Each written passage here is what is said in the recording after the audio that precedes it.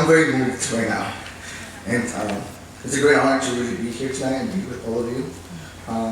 Thank you so much for showing that video. That is an example of the work of many young people and people who've been working in the field for many years who came together. This was actually taking place at the community summit that happened in Miami at the end of October, and this video was created in a matter of a day and a half by youth for everybody else. As a young pansexual Latino man born and raised in Los Angeles, California, I encountered the field of HIV prevention 8 years ago while seeking help with my coming out process. As I began to discover who I was, I sought out a safe space where I could be myself. In my search, I found BNSR Human Services, a community-based organization in Hollywood, California, that had a program for LGBT youth. BNSR at the time became my second home. It was a home among peers who accepted me, in contrast of having been disowned and kicked out of my home by my mother due to my sexuality.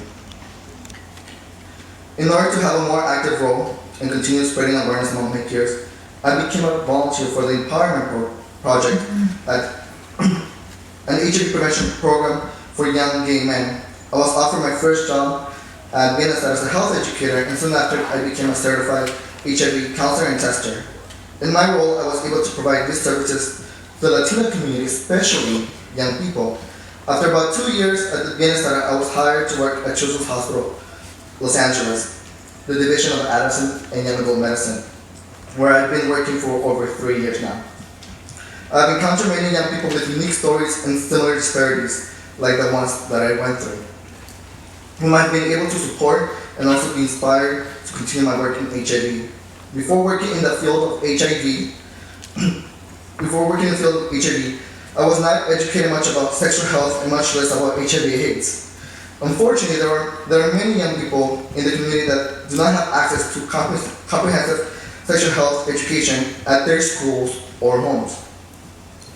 Talking about sex has been an ongoing taboo, and because of this, young people diagnosed with HIV often have to deal with stigma and other barriers. The stories of young people impact me the most because they're the stories of my peers, people like me.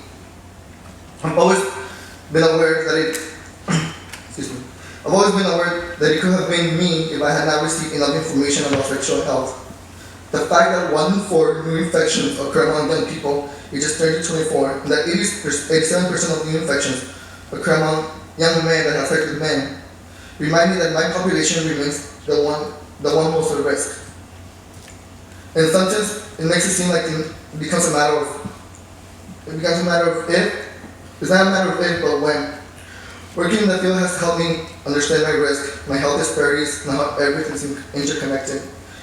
Ever since I started working in the field, I've been very passionate about working directly with young people because of my personal story. While living on my own, my mother and I tried reconnecting. Unfortunately, right after I started working in the field, she passed away. I have dedicated most of my work life to raising awareness and giving young people the vital information and tools that are often hidden or denied. With the help of co-workers and colleagues, I have planned youth events, conducted outreach, presented various workshops at conferences for youth and schools. In addition, I attended trainings that will help enhance my skills, like becoming an HIV counselor and tester, because I know young people need a peer to open up to about their sexual health concerns. So in 2013, I was proud to be picked as a youth scholar to be part of the Youth Initiative Program at the United States Conference on AIDS, which is a valuable opportunity that has enhanced my professional career. When young professionals like myself come together in the same room, activism and advocacy, as you saw in the video, is taken to the next level. We are able to have conversations about sexual health among other needs of the young people we work with. Since being part of the Youth Initiative, I've been more outspoken and taken on a more leadership role. My attendance at the USCA 2013 and 2014 has allowed me to grow professionally. For example, I was recently allowed an opportunity to be part of an intergenerational panel in which we had conversations about the historical and current perspectives of HIV. Through this dialogue, I was able to reach out more young people and share my unique point of view. Also, with great honor, I was selected to be a National Youth HIV/AIDS Awareness Day Youth Ambassador. I use this I use this role to engage local community youth volunteers and carry out week-long activities to commemorate and celebrate Nayan, or Anya for some. These accomplishments continue to motivate me in providing client-centered quality services and engaging young people to help me in ending the HIV pandemic. To be able to provide better service and care, I decided to go back to school, pursue higher education, and get a degree that will support my work, guide my professional career, and allow me to obtain more tools to be equipped with the necessary tools to provide the best services to my clients. This past spring, I proudly received my AA degree at Los Angeles City College and currently working on my BA in Deaf Studies with focus in public health and minor in psychology and queer studies at Cal State University, Northridge. Receiving this scholarship will help me pay for at least one semester of school, putting me that much closer to obtaining my bachelor degree and then pursuing my master's in social work. With my educational background, I hope to better serve youth from different communities, including LGBTQ, deaf, hard of hearing, homeless, and other underserved youth. Currently, I work and go to school because I have no one to fall back on, leaving with no other option. However, I probably do both because I'm passionate about the work I do and at the same time appreciate schooling as a gateway to many more opportunities. In the near future, I hope to take on new projects that continue to create awareness, eliminate stigma, promote healthcare, and advance research pertaining to HIV among youth. As a young professional, I encourage and urge all other service providers with different and unique experience to support young professionals like myself all over the nation.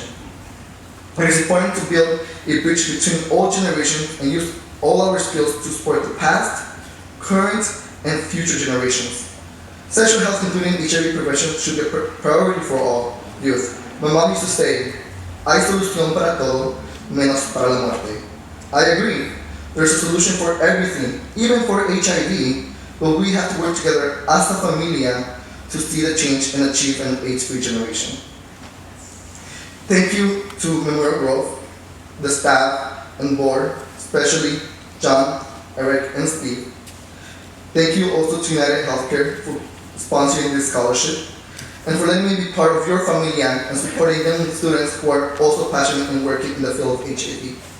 Pedro Zamora, the Memorial Grove wants us all to share our story. You heard the story of Pedro, and now you heard mine. Now I encourage you all to continue sharing your stories and also help young people to share their stories as well. Thank you very much.